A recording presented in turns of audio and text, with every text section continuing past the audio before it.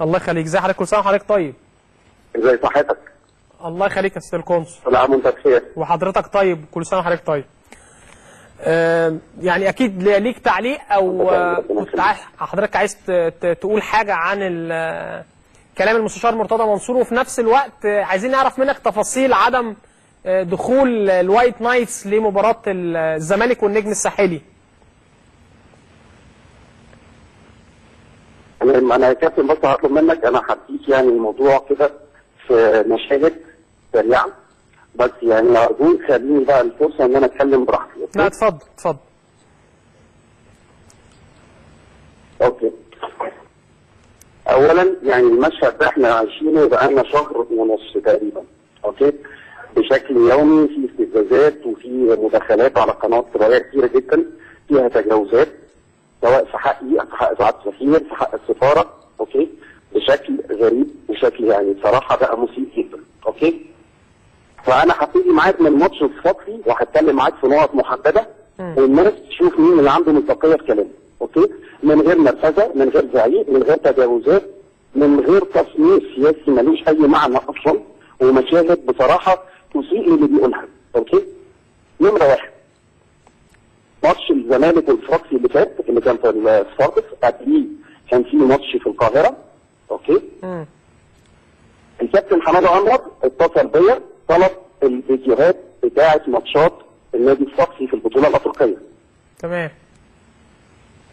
جبتها له وبعتها له مع اخويا بصفه وديه علشان يكسب في الوقت، ووصلها له وشافوها، واعلن في الجرايد ان هو بيشكر القنصل المصري على نبذ نادي الزمالك في الفيديوهات. اوكي؟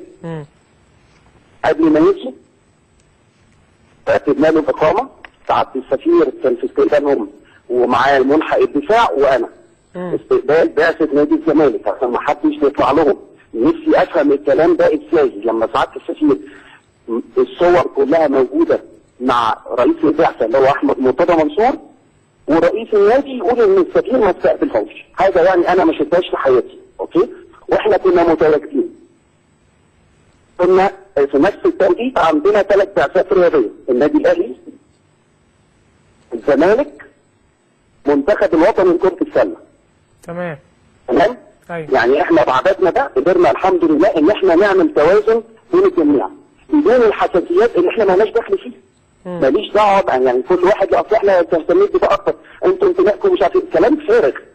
احنا لينا شغلنا نعرف ازاي نقوم بيه بدون الكلام اللي هو غير مهني. احنا الحمد لله قمنا بطريقه كويسه جدا بعمليه التوازن دي. نيجي لماتش الزمالك، هو ملعب الطيب المهادي. حصلت ان الجمهور عنده مشكله مع اداره النادي، احنا مالناش دخل فيها. ما نقدرش نتدخل ونخرج. انا عندي حق السماح للدخول او منع الجمهور من الملعب، احنا الصار بيحصل الدبلوماسيه، الموضوع خارج اختصاصنا. حصل ان اتقال ان الجمهور تجاوز في حق القياده السياسيه والجيش، وده ما حصلش. ما نقدرش نقول ان هو حصل وهو ما حصلش، ما يحصلش توجيه من حد فينا، ما نقدرش نكذب. وده ما حصلش. وتم التراجع عن التصريحات بعد ما احنا قلنا ان ده ما حصلش، قال ما حصلش في ملعب المباراه، حصل جوه الطياره. طيب لما يكون البعثه جايبه معاها منسق امني، ما اعرفش ايه وظيفته اصلا، منسق امني يشوف جوازات كل المصريين اللي داخلين، وده مش من حقه. ويتعدى اختصاصات الامن التونسي والامن الدولي، والجمله اللي بتتردد كل شويه للامن التونسي قال ما تشتريش في مصر ومن الدنيا. الراجل ما قالش كده، الراجل مدير اقليم الصفاقس، الراجل اللي اعرفه كويس لان هو اللي تولى تامين السفاره في 30 يونيو لما حصلت هنا مظاهرات. الراجل في رضا قال اللفظ اللي قاله، اللي عايز يشتم هناك في مصر ما يجيش يشتم في تونس. يهدي الجمهور عادي جدا. احنا تدخلنا وكنت موجود وقعدت في المقصوره مع رئيس البعثه وباقي الوفد وعضو مجلس الاداره، قعد يقول كلام زايد، كلام ملوش اي معنى، ومين اللي دخلهم الشماليه ومش عارف ايه، ذكاء الامن هو اللي كلام مستفز باعتبارك. نعدي المرحله دي عشان الناس ما تبقاش قدرت تسمعه. الماتش خلص.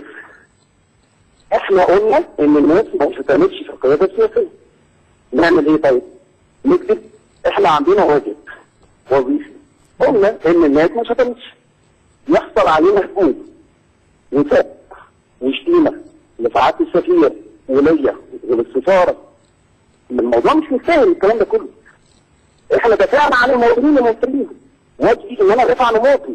انا ما بصنفش حد، ما بنصنفش انسان مصري موجود في الخارج. ماشي، بس لما يكون في صوره مسيئه، يعني معلش يا سياده القنصل، كل مداخلات. سياده القنصل معلش اديني بس فرصه. لما بيكون في موقف سابق مثلا أيوة. لما بيكون في موقف سابق زي ما حصل في ماتش الزمالك والصفاقسي، والجمهور دخل شتم اللعيبه وشتم الاداره او رئيس النادي ومجلس الاداره، ما هو ده بيدي صوره سيئه لمصر خارج، او بيدي صوره سيئه خارج مصر على المصريين او على نادي الزمالك. فما كانوش عايزين انا جاي لك ما كانوش عايزين يكرروا نفس اللي حصل في الماتش اللي فات. الموضوع وده برضو معلش من اختصاصات حضرتك ان احنا ما نظهرش بصوره مسيئه خارج مصر. اتفضل. انا جاي لك في الموضوع. اتفضل. الولاد انا رحت اتكلمت معاهم. خلاص؟ وده اللي حصل بالظبط. اتكلمت معاهم وسكتوا. اوكي؟ احمد مرتضى لما رجعت وقعدت جنبه في المقصوره قال لي ايه ده انت ما عندك مفعول السحر على الشباب ده. خلاص؟ ده الكابتن مرتضى لو المستشار مرتضى لو عرف هيتفاعل بقى هزر على موضوع السحر ومش السحر ده. وقعدنا نهزر والموضوع انتهى. برضه عضو مجلس الاداره والموثق الامني ده استفزوا الشباب تاني. غير ان الماتش ده ماتش استثنائي. ليه؟ لان حتى الجمهور صوت السنديش في رئيس النادي بتاعه. هو ماتش كده، هو طريقته كده. المنسق العام ومراقب المباراه نتيجه تدخلات الزمالك في عمل الامن واشتراطاتهم كانوا هيعكسوا ده في التقرير بتاعهم. انا طلبت ان تربطني علاقه قريبه بيهم الحمد لله نتيجه الوفود الرياضيه الكتير اللي بتروح وتيجي. طلبت منهم ان الموضوع ده ما يحصلش. ده حادثه فرديه خلصت. واحنا احتفلنا بعد الماتش وتطورت خلاص ان النتيجه خلصت. الزمالك خارج كسبان، الموضوع انتهى. تمام. لقينا هجوم غير طبيعي وفي اساءات. وليه اصلا انا وسعاده السفير او سعاده السفير اصلا يعني ايه يتقال عليه الالفاظ دي؟ انا وهو ليه؟ عملنا ايه؟ احنا ما قلناش حاجه لحد وما تجاوزناش حق حد. واشتينا بالام وحق ليه؟ اللي حصل بقى في ماتش اللي حصل في ماتش النجم الساحلي.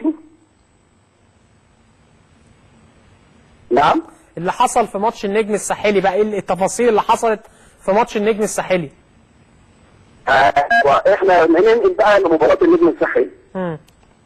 احنا مالناش دور في الموضوع ده. اوكي؟ دور السفاره دايما دور تنفيذي. لو طلب مننا حاجه الزمالك في الاجتماع الفني هو عارف هو طلب ايه. واحنا ما ينفعش نشوف مشهد فيه مواطن مصري بيحصل فيه كده. اوكي؟ لازم يكون فيه، احنا بعتنا قلنا وقبل كده يعني الموضوع الماتش ده مش مفاجاه، الميعاد معروف. لو الزمالك مش عايز بالليل يخسر كان يبلغ من قبل ما يجي. اتصدر لنا احنا المشكله. وبالنسبه لجمهور الزمالك ده عدده قليل راح استقبل فرقته. الموضوع بسيط، ما حصلش اي حاجه، ما حصلش تجاوزات. هم اصلا مش كلهم عرفوا يوصلوا بسوسه. ان هو طبعا تم احتجاز بعضهم هنا علشان تعطيلهم عن حضور المباراه. الموضوع بسيط جدا. يعني الموضوع كان ممكن عادي جدا الشباب دول يدخلوا الملعب تحت عينين الامن 50 فرد ممكن يعملوا ايه في الملعب اللي 11,000 متفرج، ما ينفعش. تمام بشكرك شكرا جزيلا. القنصل المصري في تونس القنصل محمد محمود، والراجل قال وجهة نظره وقال اللي حصل من وجهة نظره واحنا بنحترم